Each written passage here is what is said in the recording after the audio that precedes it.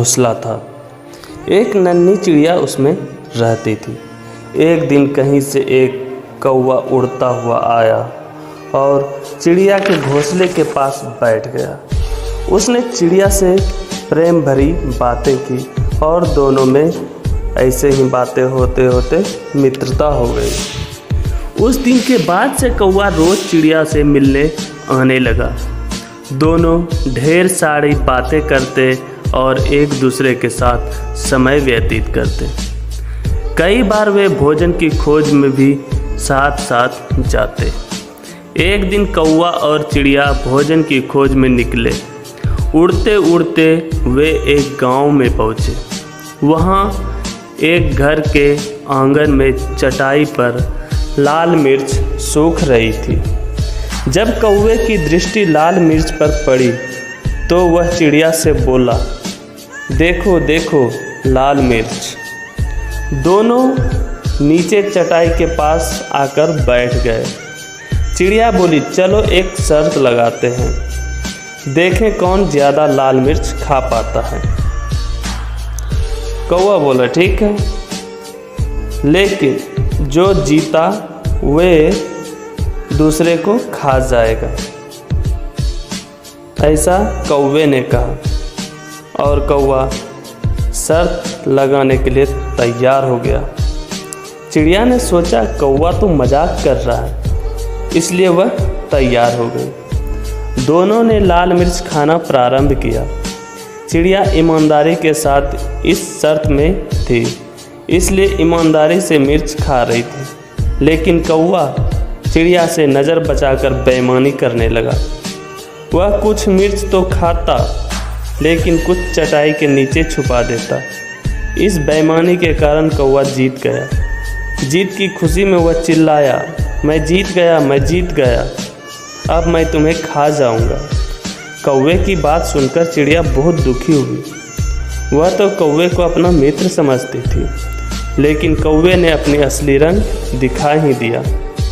कौवा चिड़िया को खाने के लिए उतावला होने लगा।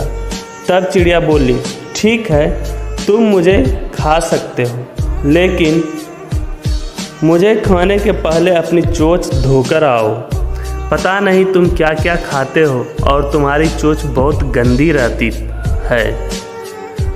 कौवा चिड़िया की बात मान गया और उड़कर नदी किनारे चला गया। जब उसने नदी से पानी मांगा तो नदी बोली, मैं तुम्हें पानी देने को तैयार नहीं हूँ और मैं तुम्हें पानी तभी दे सकती हूँ जब तुम एक मटका लेकर आओगे। उसमें जितना चाहो उतना पानी ले जाना। कौवा उड़ता हुआ कुम्हार के पास गया और उससे मटका बनाने को कहा। कुम्हार बोला, मैं तुम्हारे लिए मटका बना दूंगा, लेकिन उसके लिए मुझे मिट्टी की आवश्यकता होगी। अभी मेरे पास मिट्टी नहीं है, मुझे थोड़ी मिट्टी ला कर दो। कौवा उड़ता हुआ खेत में पहुंचा और अपनी चोंच से मिट्टी खोदने लगा।